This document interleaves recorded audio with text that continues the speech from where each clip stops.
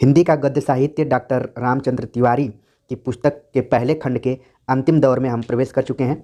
आज हम चर्चा करेंगे द्विवेदी युग से अब तक का हिंदी गद्य कैसे विकसित हुआ है, उसका स्वरूप कैसे विकसित हुआ है उसके ऊपर। इससे पहले हमने प्रारंभिक स्वरूप पर विचार किया था, जिसमें कि राजस्थानी गद्य, ब्रजभाषा का गद्य और तमाम अंग्रेजी और अंग्रेज़ों की भाषा नीतियों के माध्यम से हमने विचार किया। राजा शिवप्रसाद सितारे हिंद, राजा लक्ष्मण, इसके बाद भारतेंदु एवं उनके मंडल के गद्य के बारे में बात की थी। अब उसी क्रम को आगे बढ़ाते हुए द्विवेदी युग से अब तक का हिंदी गद्य कैसे विकसित हुआ है उस पर हम चर्चा करेंगे। उम्मीद है कि क्रमशः सारी बातें आप सबके मन मस्तिष्क में बैठ रही होंगी। द्विवेदी पूर्व युग में हिंदी गद्य की विशृंखलता, भारतेंदु द्वारा गद्य की एक मध्यम मार्गी एवं लोकप्रिय शैली की प्रतिष्ठा के बावजूद अभी तक हिंदी गद्य का कोई मानक रूप नहीं ढल पाया था। इसका कारण हिंदी के सर्वमान्य व्याकरण का न होना तथा उसका भारत व्यापी विस्तार कहा जा सकता है। हिंदी गद्य लेखक केवल हिंदी प्रदेश में ही नहीं वरन पंजाब, बंगाल, महाराष्ट्र आदि सुदूर प्रांतों में भी थे। बंगला, मराठी, गुजराती, पंजाबी आदि प्रांतीय भाषाओं से गद्य पुस्तकों का अनुवाद भी शीघ्रता से होने लगा था। इस बात को समझने के लिए जब आप हिंदी पत्रकारिता का पोर्शन पढ़ेंगे तो और चीज़ें समझ में आ जाएंगी कि कुछ लोग पंजाब से पत्र पत्रिकाओं का संपादन कर रहे थे, कुछ लोग जयपुर से, कुछ जबलपुर से, कुछ साउथ इंडिया से भी कर रहे थे, खासतौर से हैदराबाद जहाँ से कि कल्पना पत्रिका इत्यादि का प्रकाशन हो रहा था और उसके पहले भी कई पत्र पत्रिकाओं का संपादन हो रहा था। तो हिंदी गद्य लेखक का कोई एक निश्चित स्थान नहीं था, बल्कि वे पूरे भारत में फैले हुए थे अलग अलग जगहों पर। प्रत्येक गद्य लेखक अपनी प्रांतीय भाषा के प्रभाव के साथ हिंदी गद्य के क्षेत्र में प्रवेश करता था, जिसकी चर्चा मैं अभी कर रहा था। पंजाबी गद्य लेखकों में उर्दू और फारसी के शब्दों का बाहुल्य होता था। बांग्ला प्रांत के निवासी गद्य लेखक कोमलकांत पदावली का अधिक प्रयोग करते थे। बांग्ला से अनुदित हिंदी ग्रंथों में भी यही प्रवृत्ति कार्य कर रही थी। महाराष्ट्र प्रांत के निवासी हिंदी गद्य लेखक मराठी एवं संस्कृत शब्दों से युक्त गद्य का व्यवहार करते थे। संयुक्त प्रांत के लेखकों के गद्य में भी एक रूपता न थी। संयुक्त प्रांत की जब बात की जा रही है तो उस समय का जो अवध क्षेत्र था, यानी कि उत्तर प्रदेश का जो इलाका रहा है, उसको कभी संयुक्त प्रांत के नाम से जाना जाता था। तो इस तरीके से आपने देखा पंजाबी, बांग्ला, महाराष्ट्र और संयुक्त प्रांत के लेखकों की क्या प्रवृत्तियाँ रही हैं, उसके बारे में सबका प्रांतीय प्रभाव सबके गद्य लेखन पर दिखाई पड़ा था। जब शुरू शुरू में गद्य लिखे जा रहे थे, अयोध्या सिंह उपाध्याय हरिऔध ने ठेठ हिंदी का ठाठ लिखकर बनारस के आसपास तथा अवध के समीपवर्ती गांवों से शब्द भंडार एवं पद प्रयोग ले रहे थे। तो एक तरीके से इनके ऊपर भी अपनी क्षेत्रीयता का प्रभाव पड़ा था। देवकी नंदन खत्री तथा किशोरी लाल गोस्वामी सरल उर्दू मिश्रित हिंदी में अपनी रचनाएं प्रस्तुत कर रहे थे। लज्जा राम मेहता ब्रज की बोलचाल की भाषा मिलाकर सरल हिंदी का प्रयोग कर रहे थे। व्याकरण की स्थिति और भी डमाडोल थी। अच्छे से अच्छा लेखक भी व्याकरण की सामान्य भूलें करता था। उदाहरण के लिए, वह प्रेम सलील में उसने स्वार्थ को बहा दिया। पशु और पक्षियों ने रात्रि का आगमन जान अपने अपने स्वस्थान को गमन किया। तो वर्तमान जो व्याकरण की त्रुटियों के अंतर्गत आ जाएगा। अब देख रहे हैं कि यहाँ पर स्वस्थान लिखा है, उसके बाद भी अपने अपने लिखा हुआ है। तो जो व्याकरण की प्रारंभिक स्थिति थी वो बहुत अच्छी नहीं थी, डमाडोल थी, जैसा कि यहाँ पर शब्द प्रयोग किया गया है। लेकिन जब महावीर प्रसाद द्विवेदी का आगमन होता है, यानी कि गद्य लेखन के क्षेत्र में, तो थोड़ी सी जो व्याकरण की चीज़ें हैं वो कंट्रोल में आती हैं और फिर हिंदी परिमार्जित और परिनिष्ठित होने की ओर बढ़ जाती है। मेरी बात इससे और पुष्ट हो जाएगी कि हिंदी गद्य के निर्माण में द्विवेदी जी के ऋण को स्वीकार करते हुए आचार्य शुक्ल कहते हैं, यानी कि आचार्य रामचंद्र शुक्ल कहते हैं, पर जो कुछ हुआ वही बहुत हुआ और उसके लिए हमारा हिंदी साहित्य पंडित महावीर प्रसाद द्विवेदी का सदा ऋणी रहेगा। व्याकरण की शुद्धता और भाषा की सफाई के प्रवर्तक द्विवेदी जी ही थे। सरस्वती के संपादक के रूप में उन्होंने आई हुई पुस्तकों के भीतर व्याकरण और भाषा की अशुद्धियाँ दिखा दिखाकर लेखकों को बहुत सावधान कर दिया। गद्य की भाषा पर द्विवेदी जी के इस शुभ प्रभाव का स्मरण जब तक भाषा के लिए शुद्धता आवश्यक समझी जाएगी तब तक बना रहेगा। तो एक तरीके से उस समय के प्रसिद्ध आलोचक आचार्य रामचंद्र शुक्ल महावीर प्रसाद द्विवेदी के योगदान का जो बखान है, योगदान को जो मान रहे हैं, इस तरीके से जैसा कि हमने अभी पढ़ा। आचार्य द्विवेदी जब गद्य लेखन में आए तो उन्होंने किन किन चीज़ों पर ध्यान दिया, कुछ पॉइंट्स हैं उसको हम देख लेते हैं। भाषा की अस्थिरता की ओर लेखकों का ध्यान आकर्षित किया। दूसरा पॉइंट है विराम चिन्हों के प्रयोग तथा लेखों को पैराबद्ध करने की आवश्यकता पर बल दिया।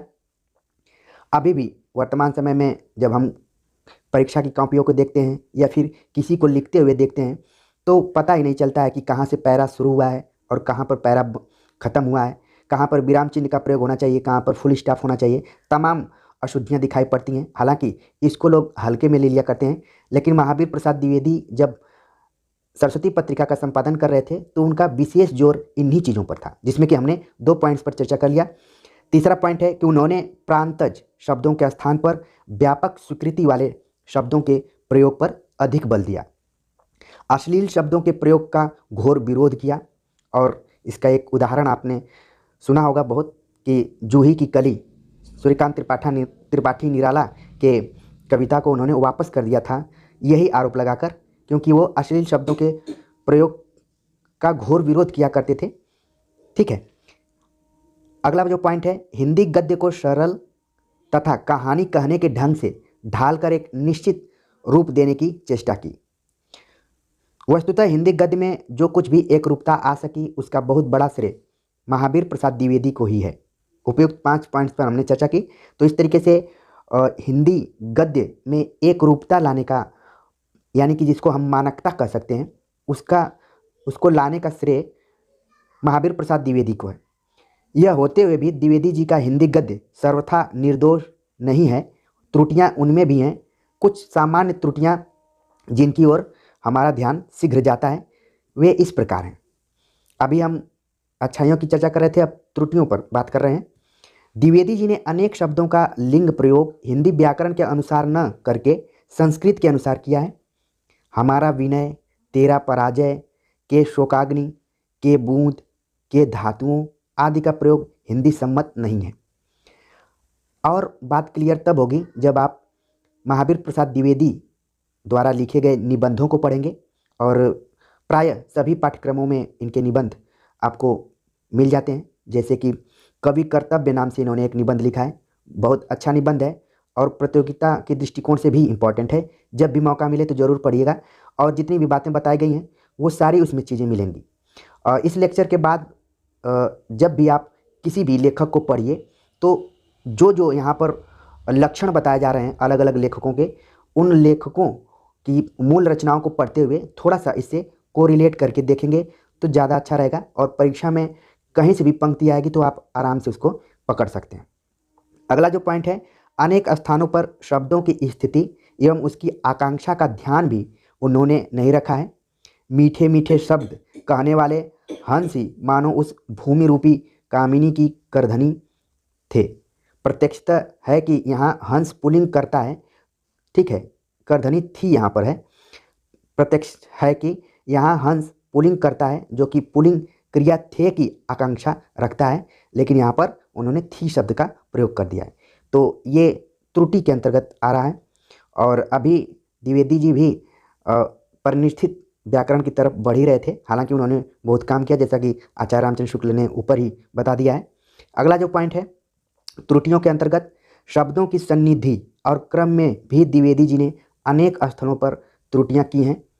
अपना महत्वपूर्ण वक्तव्य सुनावे होंगे, इस वाक्य में सुनावेंगे एक पूर्ण क्रियापद है, अतः गे के पहले ही की योजना त्रुटिपूर्ण है। कहीं कहीं अंग्रेजी की अभिव्यक्ति प्रणाली का आधार लेने के कारण भी अर्थोद्योतन में असमर्थता आ गई है।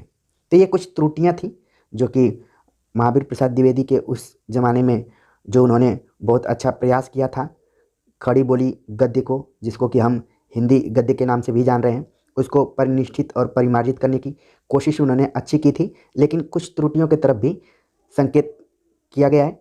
आगे चलकर वो त्रुटियां खत्म हुई कि नहीं हुई, आगे के अभी लेक्चर में पता चल जाएगा। द्विवेदी जी की प्रारंभिक कृतियों में कटुता, जटिलता, शिथिलता आदि अन्य भाषा दोष भी हैं। प्रौढ़ता, परिमार्जन एवं शैली विकास का युग, जो कि द्विवेदी युग के बाद का है।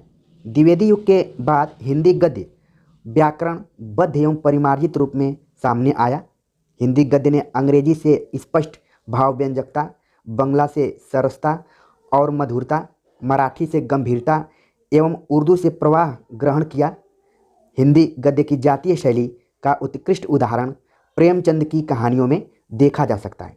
यहाँ पर एक खास कहानी का नाम दिया था मुक्ति पर्व का, लेकिन आप किसी भी कहानी को पढ़ेंगे प्रेमचंद की तो जितनी भी विशेषताएं बताई गई हैं कि उसमें भाव व्यंजकता, सरसता, मधुरता, गंभीरता और प्रेमचंद की जो हिंदी रही है वो हिंदुस्तानी रही है, मतलब कि हिंदी और उर्दू का मिक्सचर उनके कहानियों में, उपन्यासों में दिखाई पड़ता है। तो एक तरीके से शुरुआत में जब हम पढ़ रहे थे तो अरबी फारसी के कई लोग पक्षधर थे, कई संस्कृत निष्ठ के पक्षधर थे, ठीक है। लेकिन यहाँ पर व्याकरणबद्ध तरीके से भाषा को सरल रखने की कोशिश की, जिसके सबसे महत्वपूर्ण उदाहरण के रूप में प्रेमचंद का नाम लिया जा सकता है। और आपने तमाम उनके उपन्यासों और कहानियों को पढ़ा भी होगा, और जब दोबारा पढ़ने जाए तो इन विशेषताओं को भी ध्यान में रखें। महावीर प्रसाद द्विवेदी ने सरल ढंग से कहानी कहने की शैली अपनाई। वे सरल शब्दों को लेकर सब कुछ इस प्रकार कह देते हैं मानो कोई कहानी कह रहे हों। कवित्वपूर्ण और गंभीर बातें भी वे अपनी इस कला के कारण घरेलू बनाकर उपस्थित करते हैं। इनके बाद आचार्य रामचंद्र शुक्ल ने हिंदी गद्य को प्रौढ़ता ही नहीं, गंभीरता, संयम, समासत्व तथा शक्तिमत्ता प्रदान की। उनकी पंक्तियां ऐसी प्रतीत होती हैं मानो किसी अध्ययनशील व्यक्ति के गहन चिंतन की रेखाएं धीरे धीरे उभरती आ रही हों। इसके पुष्टि के लिए जो आचार्य रामचंद्र शुक्ल का निबंध संकलन है चिंतामणि भाग 1, उसमें जितने भी भाव और मनोविकार से संबंधित निबंध लगे हुए हैं, जब उनको आप पढ़ेंगे तो जो भी यहाँ पर आचार्य रामचंद्र शुक्ल की विशेषता बतलाई गई है वो क्लियर हो गया, आपके सामने आ जाएगी। आचार्य रामचंद्र शुक्ल के बाद बाबू श्याम सुंदर दास कुशल वक्ता थे। उनका गद्य भाषण की संपूर्ण विशेषताओं को लेकर सामने आया। उसमें प्रवाह है, सरलता और स्पष्टता है, किंतु विस्तार भी है। वे अपनी सभी बातें उसी तरह समझाते चलते हैं जैसे कोई वक्ता श्रोताओं की जिज्ञासा वृत्ति को जगाकर अपना प्रभाव डालना चाहता है। तो आज का जो लेक्चर है इतना इम्पॉर्टेंट है कि हर लेखक के बारे में एक सूत्र आपके सामने रख दे रहा है। जब हम निबंध को पढ़ेंगे, कहानी को पढ़ेंगे, उपन्यास को पढ़ेंगे, नाटक को पढ़ेंगे, तब आपको और क्लियर होगा कि प्रारंभिक लेक्चर में जो हमने लेखकों के बारे में पढ़ा था, उनके गद्य लेखन की जो विशेषता थी उसको पढ़ा था, और वो साफ साफ उनकी रचनाओं में दिख रहा है। तो ये बात हो गई बाबू श्याम सुंदर दास की। द्विवेदी युग में आचार्य द्विवेदी के अतिरिक्त हिंदी गद्य को प्रौढ़ता एवं परिमार्जन प्रदान करने वाले लेखकों में पंडित चंद्रधर शर्मा गुलेरी, अध्यापक पूर्ण सिंह, गणेश शंकर विद्यार्थी, शिवपूजन सहाय, चंडी प्रसाद हृदयेश आदि प्रमुख हैं। इन गद्यकारों में भी व्यक्तिगत शैली की विशेषताएं देखी जा सकती हैं। तो चंद्रधर शर्मा गुलेरी की कछुआ धर्म नाम का एक निबंध आप लोगों ने पढ़ा होगा। इसके अलावा उसने कहा था कहानी। तो जो भी बात यहाँ पर बताई जा रही है, इन दो रचनाओं को पढ़ेंगे तो और क्लियर हो जाएगा। और बाकी जो अध्यापक पूर्ण सिंह हैं, कई जगह इनको सरदार पूर्ण सिंह भी लिखा मिलता है। तो जब भी निबंध की बात आती है, गद्य की बात आती है, तो पूर्ण सिंह का नाम हमेशा उसमें लिया जाता है। आगे पंडित चंद्रधर शर्मा गुलेरी की विशेषताओं के बारे में देख लेते हैं। पंडित चंद्रधर शर्मा का गद्य बहुपठित एवं बहुश्रुत लेखक द्वारा प्रस्तुत बातचीत का गद्य है। ठीक है, इंपॉर्टेंट बात हो सकता है कि परीक्षा में पूछ लिया जाए कि बहुपठित एवं बहुश्रुत लेखक द्वारा प्रस्तुत बातचीत का गद्य किसका है? चंद्रधर शर्मा गुलेरी। प्रसंग गर्भत्व इनके गद्य की निजी विशेषता है, ये काफ़ी इंपॉर्टेंट बात।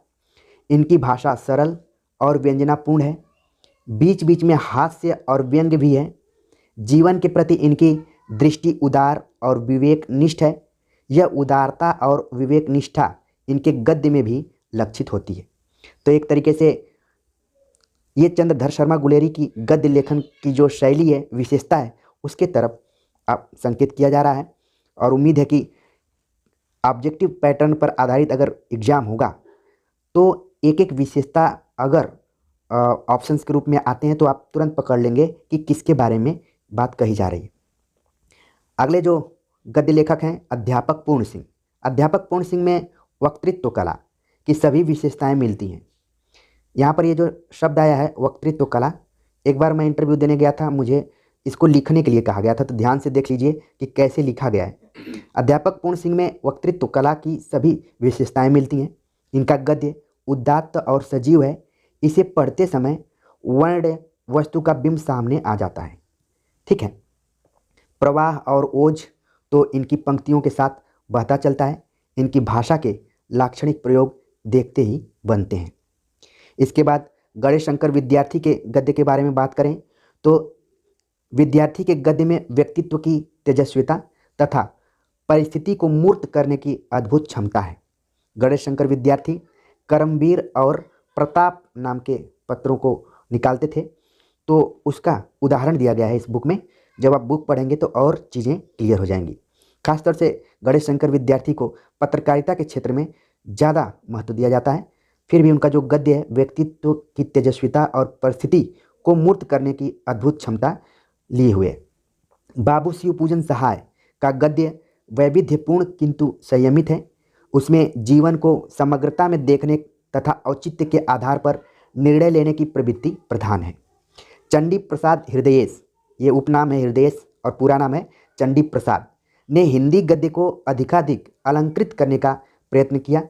इनकी यह अलंकृत भाषा बहुत कुछ पद्य के निकट पहुंच गई है।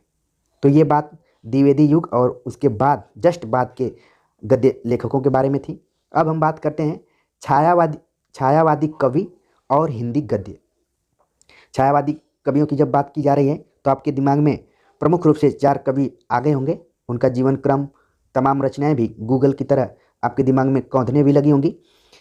और जब छायावादी कवियों की कविताओं की चर्चा की जाती है तो ये कहा जाता है कि उनकी जो भाषा शैली है काफ़ी तत्सम प्रधान और संस्कृतनिष्ठ शब्दावलियों से युक्त है। तो वो गद्य के बारे में क्या सोचते हैं उस पर भी हम चर्चा करने जा रहे हैं। द्विवेदी युग के परिमार्जन एवं प्रवणता के बाद हिंदी गद्य कलात्मकता एवं काव्यात्मकता की ओर झुकने लगा था। द्विवेदी युग का जीवन विषयक दृष्टिकोण ही नैतिकता प्रधान था। फलतः युग चेतना का भार वहन करने वाले गद्य साहित्य का गंभीर एवं शुष्क हो जाना स्वाभाविक था।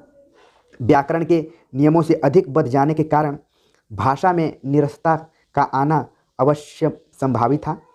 छायावादी युग में जब हृदय की निगूढ़तम सूक्ष्म वृत्तियों की अभिव्यक्ति करने वाले छायावादी कवि गद्य के क्षेत्र में आए तो इसके स्वरूप में बहुत बड़ा परिवर्तन उपस्थित हो गया।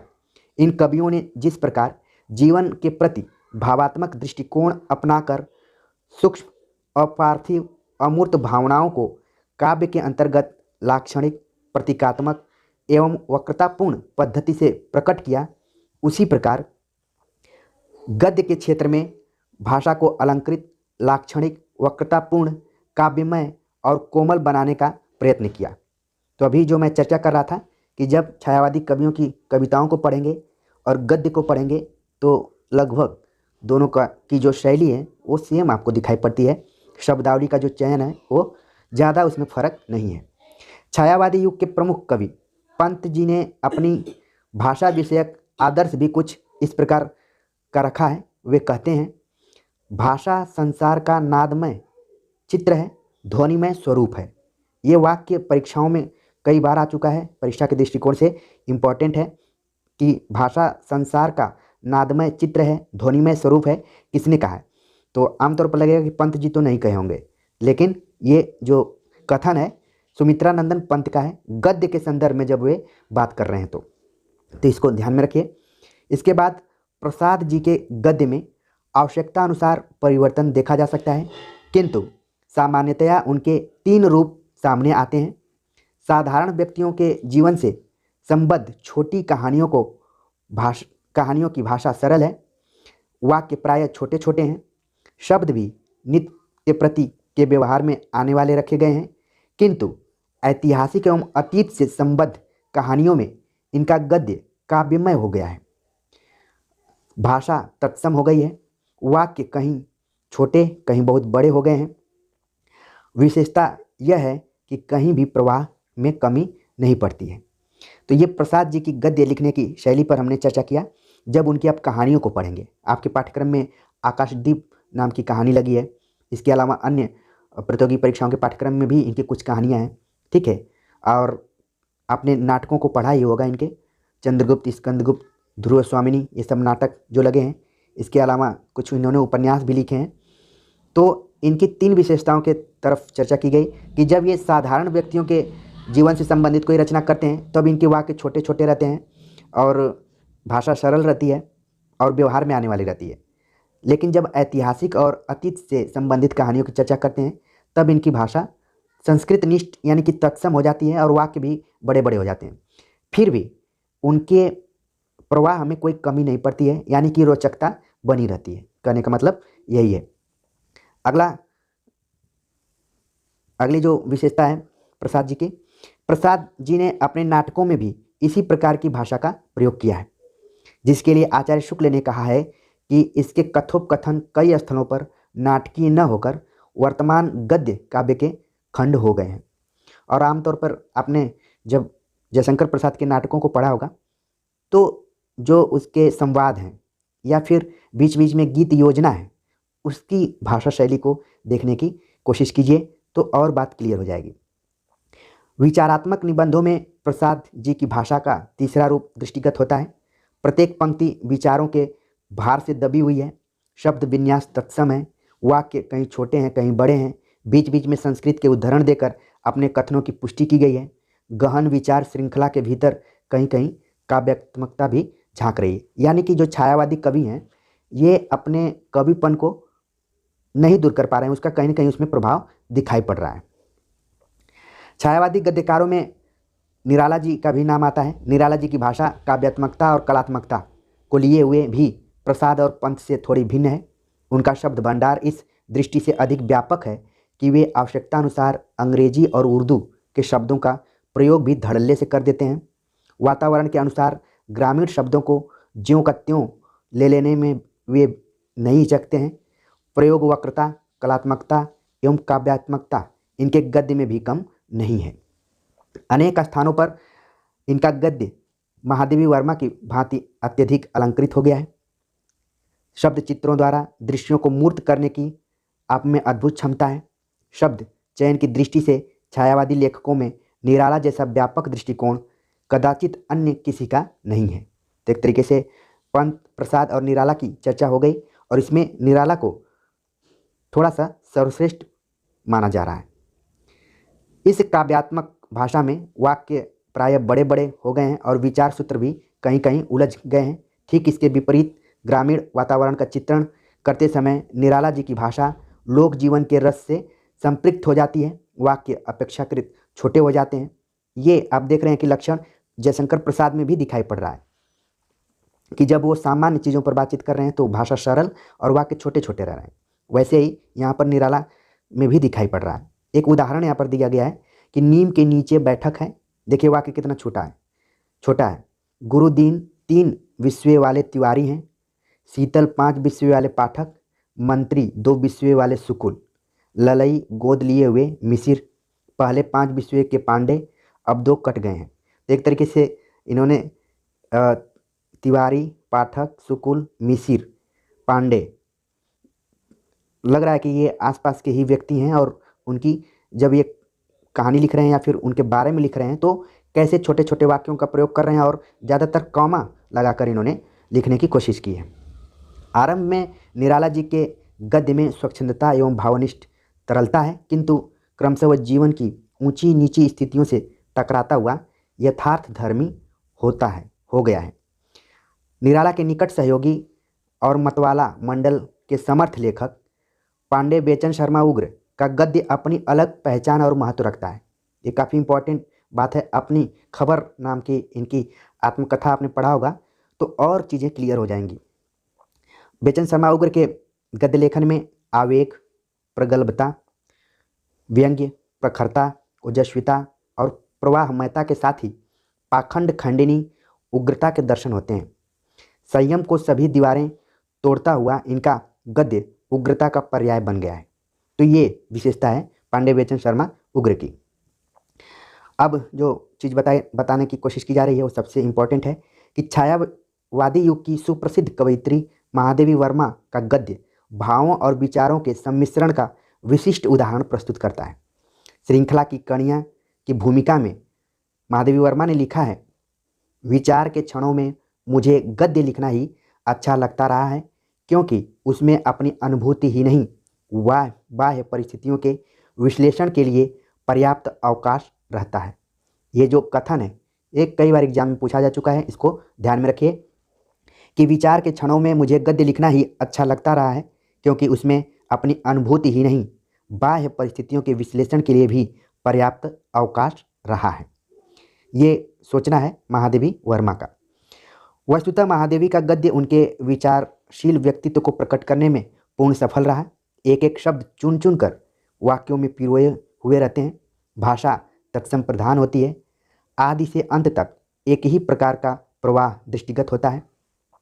कहीं भी किसी प्रकार की शिथिलता के दर्शन नहीं होते। प्रयोग वक्रता, सूक्ष्मता, अलंकरण, काव्यात्मकता तथा लाक्षणिकता आदि सभी विशेषताएं आपके गद्य में देखी जा सकती हैं।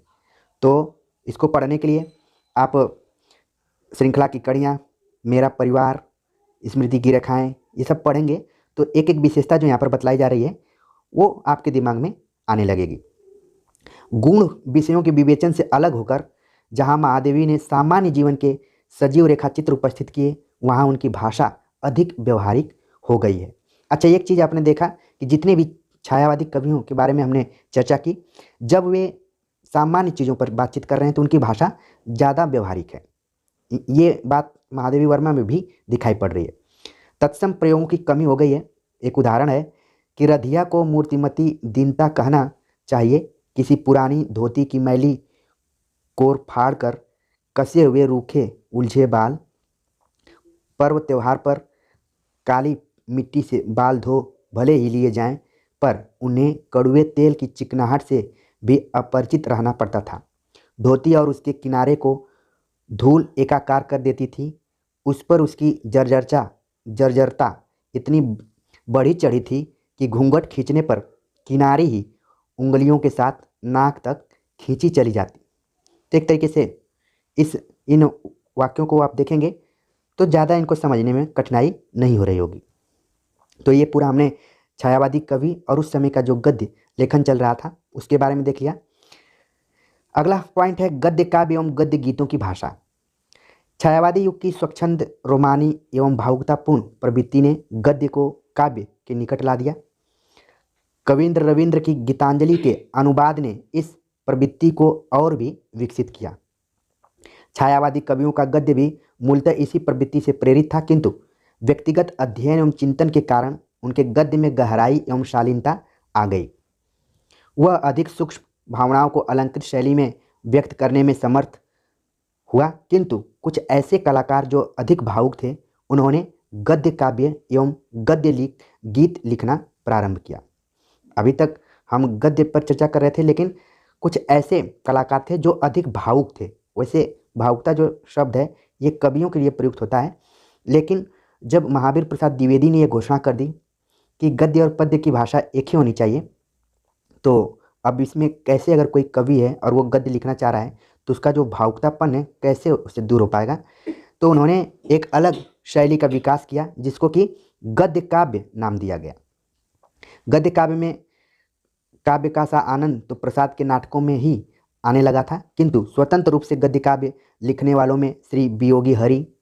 जब भी गद्य काव्य से संबंधित पूछा जाए कि कौन कौन लेखक शामिल हैं तो ध्यान रखिए, बियोगी हरि, चतुर सेन शास्त्री, मदन मोहन मिहिर, बाबू रामकृष्ण दास, श्री तेज नारायण काक, श्रीमती दिनेश नंदिनी डालमिया आदि का नाम उल्लेखनीय है।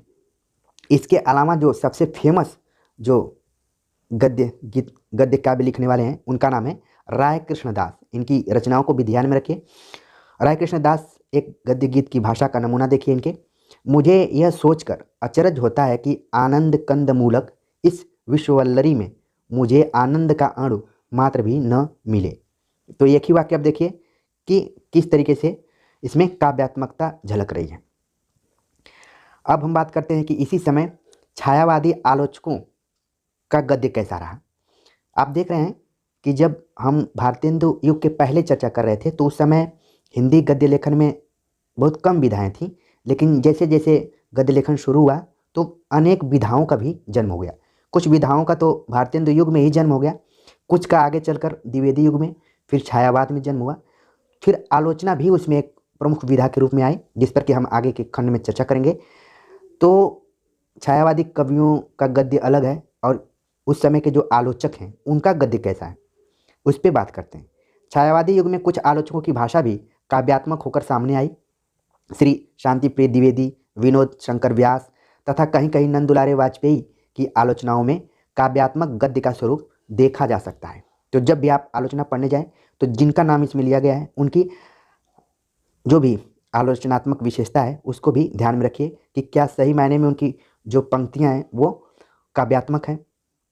अब बात करते हैं हम प्रगतिशील लेखक और हिंदी गद्य का, यानी कि जब प्रगतिवाद का प्रारंभ हो गया था उस समय भी एक तरफ कविता लिखी जा रही थी, फिर वो तो प्रेमचंद उसके पहले ही बहुत सारा लिखना शुरू कर दिए थे। कहने का मतलब है कि गद्य भी व्यापक स्तर में लिखा जाने लगा था, जिसमें कि कहानियाँ, उपन्यास, नाटक, निबंध, ये तो एकदम अपने चरम पे थे।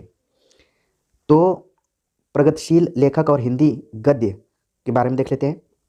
छायावादी काव्यात्मक अलंकृत एवं अपेक्षाकृत सूक्ष्म भावाभिव्यक्तियों के पोषक गद्य को प्रतिक्रिया स्वरूप प्रगतिशील लेखकों ने सरल, व्यवहारिक एवं अनलंकृत गद्य को अपनी अभिव्यक्ति का माध्यम बनाया। मतलब जस्ट छायावादियों से अलग इन्होंने सरल, व्यवहारिक और बिना अलंकार के ही गद्य लिखने की कोशिश की।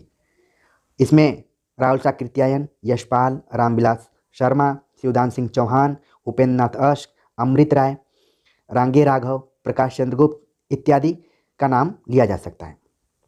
इन सभी लेखकों में प्रकाश चंद्र गुप्त, शिवदान सिंह चौहान आदि जब गंभीर विषयों का विवेचन करते हैं तब उनकी सरलता समाप्त हो जाती है। एक चीज़ और ध्यान में रखिए कि प्रकाश चंद्र गुप्त, शिवदान सिंह चौहान, रामविलास शर्मा, कई बार यूजीसी एनटीए नेट में पूछा गया है कि मार्क्सवादी आलोचक हैं या नहीं हैं, तो ये लोग मार्क्सवादी आलोचकों के अंतर्गत ही आते हैं। प्रकाश चंद्र गुप्त को भी आप ध्यान में रखिए। बाकी शिवदान सिंह चौहान, रामविलास शर्मा को आप आराम से पकड़ सकते हैं। जो भी प्रगतिशील लेखक रहे हैं उनका जो हिंदी गद्य है उसको यथार्थ धर्मी कहा जा सकता है। जिस प्रकार प्रगतिवादी कवियों ने कविता को कल्पना के रंगीन रहस्य लोक से नीचे उतारकर उसमें धरती की गंध भर दी, उसी प्रकार प्रगतिशील गद्य लेखकों ने गद्य को सूक्ष्म, निगूढ़ और अमूर्त कला संकेतों से मुक्त कर यथार्थ की खुरदरी जमीन पर ला खड़ा किया। तो एक तरीके से दूर की बात क्या करें, आप रामचंद्र तिवारी की भी कुछ पंक्तियों को देखें कि उसमें काव्यात्मकता एकदम से झलक रही है। ये जितनी भी मैं पंक्तियों को पढ़ रहा हूँ वे सब रामचंद्र तिवारी की हैं। बस क्विकली कैसे इस पुस्तक को हम पढ़ें जल्दी जल्दी और कम समय में रिवीजन करें, उसी के दृष्टि से पढ़ाया जा रहा है। लेकिन इन पंक्तियों को पढ़ने के बाद खुद लग रहा है कि रामचंद्र तिवारी लिखते लिखते प्रभावित हो गए। द्विवेदी युग का गद्य भी रहस्यात्मकता और सूक्ष्मता से मुक्त था, किंतु उस नैतिकता और आदर्शवादिता का एक आवरण चढ़ा हुआ था। प्रगतिशील लेखकों ने उसे सभी प्रकार के आवरणों से मुक्त करके सामाजिक यथार्थ की सहज अभिव्यक्ति में बदल दिया। तो कुल मिला जुलाकर ये है कि प्रगतिशील लेखक हिंदी गद्य के माध्यम से जो यथार्थ चीज़ें थीं उनको ही प्रस्तुत करने की कोशिश की और भाषा को व्यवहारिक बनाने की कोशिश की, ताकि उसके लिए किसी डिक्शनरी इत्यादि की जरूरत न पड़े। आगे के पॉइंट में देखते हैं कि विचारशील आलोचकों एवं शोधकों का गद्य। शोधकों, यहाँ पर शोधकों शब्द आया है जिसको कि अंग्रेजी में रिसर्च कहा जा सकता है, क्योंकि धीरे धीरे अब हिंदी में रिसर्च भी शुरू हो गया था। तो रिसर्च स्कॉलरों की क्या शैली रही है वर्तमान समय में, तो कई जगह आप देखेंगे कि cut copy paste research scholar कर देते हैं और तुरंत पकड़ में आ जाता है कि इनकी ये मौलिक भाषा शैली नहीं है बल्कि कहीं से इन्होंने उठा लिया है। और कई लोगों की भाषा शैली बहुत सरल होती है, आसान होती है, तो ये पता चलता है कि ये खुद की भाषा शैली है। तो देखते हैं उच्च स्तर के साहित्यिक अन्वेषकों एवं आलोचकों में पंडित परशुराम चतुर्वेदी, चंद्रबली पांडे, हजारी प्रसाद द्विवेदी, भगवत शरण उपाध्याय, धीरेन्द्र वर्मा, बलदेव उपाध्याय, वासुदेव शरण अग्रवाल, विद्या विश्वनाथ प्रसाद मिश्र, डॉक्टर नगेंद्र, डॉक्टर भगीरथ मिश्र आदि प्रायः संस्कृतनिष्ठ भाषा का ही प्रयोग करते हैं। आप हजारी प्रसाद द्विवेदी के कुछ निबंधों को पढ़े होंगे, कूटज, अशोक के फूल, जो कि ललित निबंध के अंतर्गत आते हैं, लेकिन उनकी भाषा शैली को देखेंगे थोड़ी सी वो तत्सम प्रधान और संस्कृतनिष्ठ भाषा के ज़्यादा नज़दीक हैं। बाणभट्ट की आत्मकथा भी पढ़े होंगे तो वो भी थोड़ी सी क्लिष्ट आपको लगी होगी। इसके बाद विश्वविद्यालयों से प्रकाशित होने वाले खोज ग्रंथों, जिसको कि शोध ग्रंथ भी कहा जा सकता है, कि भाषा का दृष्टिकोण अधिक व्यापक रहा है, किंतु इनका झुकाव भी तत्सम प्रधान भाषा की ओर ही रहा है। हाँ, खोज की प्रवृत्ति प्रधान होने के कारण इनमें अलंकरण एवं काव्यात्मकता के स्थान पर तथ्य प्रतिपादन करने का दृष्टिकोण ही प्रधान रहा है। देखिए, ये लेक्चर आपको कितना विस्तृत से समझाने के लिए प्रस्तुत किया जा रहा है। इसको आप ऑब्जेक्टिव किताबों में भी पढ़ सकते थे, लेकिन ऑब्जेक्टिव किताबें क्या होती हैं, वो तथ्य प्रतिपादित करने वाली हैं। आपको फैक्ट्स आपके सामने रख दिया जाएगा और आप उसको रोज़ बैठकर याद करेंगे। इसी चीज़ को याद करते करते बहुत सारे लोग नौकरी भी पा गए।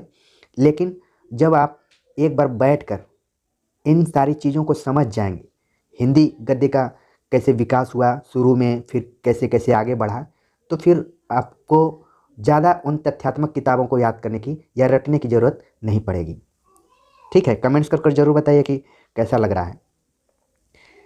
अगर प्रयोगवादी लेखकों पर चर्चा किया जाए तो इस वर्ग के गद्य लेखकों में अज्ञे का नाम लिया जा सकता है। अज्ञे ने जितनी भी कविताओं के भूमिका को लिखते थे तो उसमें खासतौर से जिस गद्य का प्रयोग किया है, तो एक तरफ कविता में भी प्रयोग करते थे और गद्य भी में भी कुछ उनका प्रयोग दिखाई पड़ता है। जैसे तार सप्तक की जितनी भी उन्होंने भूमिकाएं लिखी हैं, मौका मिले तो ज़रूर पढ़ेंगे आप, तो और चीज़ क्लियर होगी। इसके बाद हम नए कवियों के गद्य पर बात करें तो प्रयोगवाद के बाद नई कविता का लंबा दौर चला। इस दौर के चलते आधुनिक कविता के भीतर कई उतार चढ़ाव आए हैं। इनमें शमशेर, त्रिलोचन, केदारनाथ सिंह, कुंवर नारायण और अशोक वाजपेयी के गद्य ने हमारा ध्यान विशेष रूप से आकृष्ट किया है। कवि त्रिलोचन का गद्य अपनी लोकन्या उष्मा, विवेक, उदारता, स्पष्टता, दायित्वबोध, पारदर्शिता और आत्मीयता के नाते हमारी चेतना में छा जाता है। शमशेर बहादुर सिंह का गद्य हिंदी का जातीय गद्य है। ये काफ़ी इंपॉर्टेंट, कई बार एग्जाम में पूछा जा चुका है कि किसका गद्य हिंदी का जातीय गद्य कहलाता है। शमशेर बहादुर सिंह का। वह द्वाभा मंडित है, उसमें उर्दू की रवानी और हिंदी की शालीनता के साथ ही उच्च स्तरीय सौंदर्य बोध भी है। उनका एक एक शब्द अर्थ गर्भित होता है। हालांकि जब आप कविता पढ़ेंगे तो शमशेर में सौंदर्य बोध कुछ ज़्यादा दिखाई पड़ता है, लेकिन उर्दू और हिंदी दोनों पर इनका विशेष पकड़ थी, दोनों पर इनकी विशेष पकड़ थी, इसीलिए यहाँ पर लिखा गया द्वाभा मंडित। तो हिंदी का जातीय गद्य है शमशेर बहादुर सिंह का। केदारनाथ सिंह का आलोचनात्मक गद्य बेहद साफ सुथरा और रागदीप्त होते हुए भी काव्य कर्म के विवेकनिष्ठ विश्लेषण की सारी संभावनाओं से पूर्ण है। कुंवर नारायण का आलोचनात्मक गद्य काव्य में सामयिक यथार्थ के ताप के साथ आत्मिक एवं सार्वभौम जीवन सत्य के औदात्य की तलाश का गद्य है। तो ध्यान रखिए, तलाश का गद्य किसका है? कुंवर नारायण का। उसमें कौन कौन चीज़ें तलाश की जा रही हैं? सामयिक यथार्थ के ताप के साथ आत्मिक एवं सार्वभौम जीवन सत्य के औदात्य की तलाश का गद्य है कुंवर नारायण का। इसके बाद अशोक वाजपेयी का गद्य समकालीन कविता के सही मुहावरे की तलाश का गद्य है। अशोक वाजपेयी नई कविता के कुछ अन्य कवियों अरुण कमल, गिरिधर राठी, राजेश जोशी, उदय प्रकाश की कई कहानियों को आपने पढ़ा होगा। पीली छतरी वाली लड़की, इनका बहुत फेमस उपन्यास, नंदकिशोर आचार्य आदि का गद्य भी अपनी नई विचार भूमि के कारण हमें आकृष्ट और अपनी संभावनाओं से आश्वस्त करता है। तो एक तरीके से हमने हिंदी का गद्य स्वरूप विकास के अंतर्गत पहले खंड को पूरा पढ़ लिया और उम्मीद है कि शुरुआत से लेकर अब तक कैसे गद्य का विकास हुआ है वो आपको समझ में आ गया होगा। और क्रमशः हम दूसरे खंड के अंतर्गत विविध विधाओं पर जब चर्चा करेंगे तो और बात क्लियर होती जाएगी। कमेंट्स कर बताइए कि आज का लेक्चर कैसा लगा। मिलते हैं नए टॉपिक के साथ, तब तक के लिए